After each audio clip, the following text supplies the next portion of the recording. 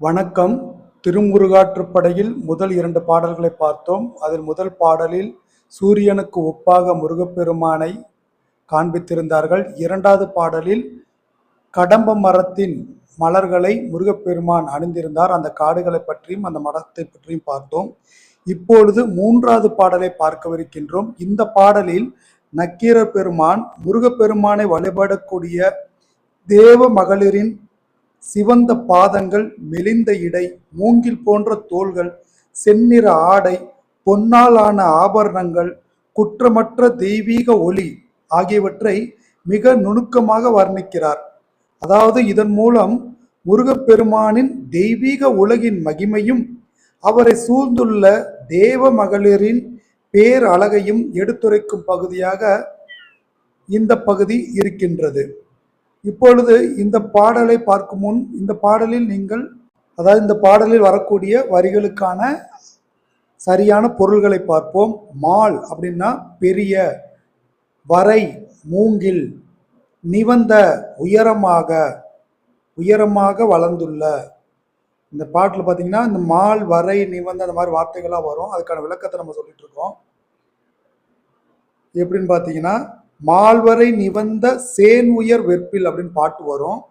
அதுக்கான அர்த்தத்தை தான் நம்ம பார்த்துட்டு இருக்கோம். சேன் தூரம், வெற்பு மலை, கிண்கிணி கணுக்காலில் அணிய பெறும் ஒரு வகை அணிகலனாகிய சதங்கை, கவையிய பொருந்திய ஒன் செஞ்சீரடி, ஒளியுடைய சிவந்த சிறிய பாதம், கணைக்கால் உறுதியான திரண்டக்கால், வாங்கிய நுசும்பு அப்படின்னா வளைந்த இடை, பனைத்தோல் மூங்கில் போன்ற தோல், கோபம் இந்த இடத்துல இந்திர கோபம் எனப்படும் செந்நிற பூச்சி, அதை ஒரு அந்த கலருடைய இதுக்காக பயன்படுத்துவாங்க சொல்றதுக்காக, அதுக்காக அந்த வார்த்தை பயன்படுத்தப்படுகிறது. பூந்துகில் பூக்களை போன்ற வடிவங்கள் பொறிக்கப்பட்ட ஆடை, பல்காசு பல வகை மணிகள், சில்கால் சில வடம், அல்குல் இடை, கவின் அழகு, நாவல் சாம்புநதம் எனப்படும் ஒரு வகை தரம் வாய்ந்த பொன், பொலம் பொன், அவிர் ஒளி, இலை அணிகலன், செயிர்தீர் குற்றமற்ற. இப்பொழுது இந்த பாடலை பார்ப்போம். பாடலுக்கான அந்த வரிகளுக்கான விளக்கங்களோடு சேர்த்து அந்த பாடலை பார்ப்போம். அதாவது மால்வரை நிவந்த சேன் உயர் வெற்பில், இதற்கு அர்த்தம் என்னன்னா, மால்வரை நிவந்த சேன் உயர் வெற்பில் பெரிய மூங்கில்கள் உயரமாக வளர்ந்துள்ளன, தொலைவிலிருந்து தெரியும் உயர்ந்த மலையில், கிண்கிணி சுவைய ஒன்செஞ்சீரடி, கிண்கிணி கவையிய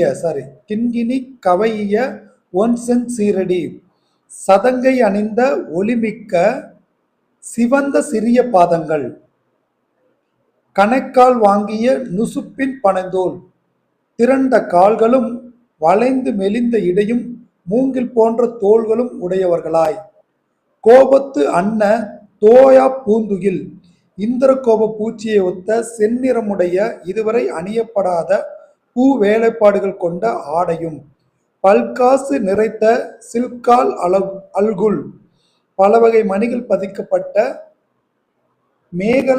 மேகலையை இடையில் அணிந்தும், கைப்புனைந்து இயற்றா கவின்பெரு வனப்பின், மனிதர்கள் கைகளால் உருவாக்கப்படாத இயற்கையான அழகையும், நாவலோடு பெயரிய பொலப்புனை அவிரிலை, அதாவது சாம்புநதம் என்னும் உயர்தர பொன்னால் செய்யப்பட்ட ஒளி வீசும் அணிகலன்களையும் அணிந்து, நிகழ்ந்து விளங்கும் செயிர்தீர் மேனி, விண்ணுலகத்தையும் மிஞ்சி விளங்கும் குற்றமற்ற திருமேனியுடன் இருந்தனர். அதாவது திருப்பரங்குன்றம் போன்ற உயர்ந்த மலைப்பகுதியில் வாழும் தேவ மகளிரின் அழகை நக்கீரர் வர்ணிக்கிறார். அவர்கள் கால்களில் கிண்கிணி என்னும் சதங்கை அணியப்பட்டுள்ளது. அவர்களது பாதங்கள் சிவந்து ஒளி வீசுகின்றன. வளைந்து மெலிந்த இடையும் மூங்கில் போன்ற நீண்ட தோள்களும் அவர்களது பேரழகை எடுத்து காட்டுகின்றன. அவர்கள் அணிந்திருக்கும் ஆடை இந்திரகோப பூச்சியை போன்ற செந்நிறமுடையது. அந்த ஆடையில் மலர் வடிவ வேலைப்பாடுகள் அமைந்துள்ளன. இடுப்பில் பல வகை மணிகள் பதியப்பட்ட மேகலை அணிந்துள்ளனர். அவர்களது அழகு செயற்கையாக உருவாக்கப்பட்டதல்ல, இயற்கையாகவே அமைந்த தெய்வீக அழகாகும். மேலும் சாம்புநதம் என்னும் உயர்தர பொன்னால் செய்யப்பட்ட ஒளி வீசும் அணிகலன்களை அணிந்துள்ளனர். இவ்வாறு அவர்கள் குற்றமற்ற திருமேனியுடன் விண்ணுலக மகளிரையும் மிஞ்சும் ஒளியுடன் அழகுடன் விளங்குகின்றனர் அப்படின்னு இந்த பாடல் மூலமாக அவர்களுடைய அந்த தேவ மகளிர் முருகன பெருமானை பாடி புகழ்ந்து ஆடக்கூடிய அந்த தேவ மகளிருடைய அழகினை பற்றி அந்த திருமுருகாற்றுப்படையில் வரக்கூடிய முதல் படைக்கான பாடலில் 3வது பாடலாக நம்ம பார்த்தோம். அந்த பாடலுக்கான விளக்கமாக இதை பார்த்துள்ளோம். மீண்டும் பதிவு தொடர வேண்டுமென்றால் வேண்டும் என்று பதிவிடுங்கள்.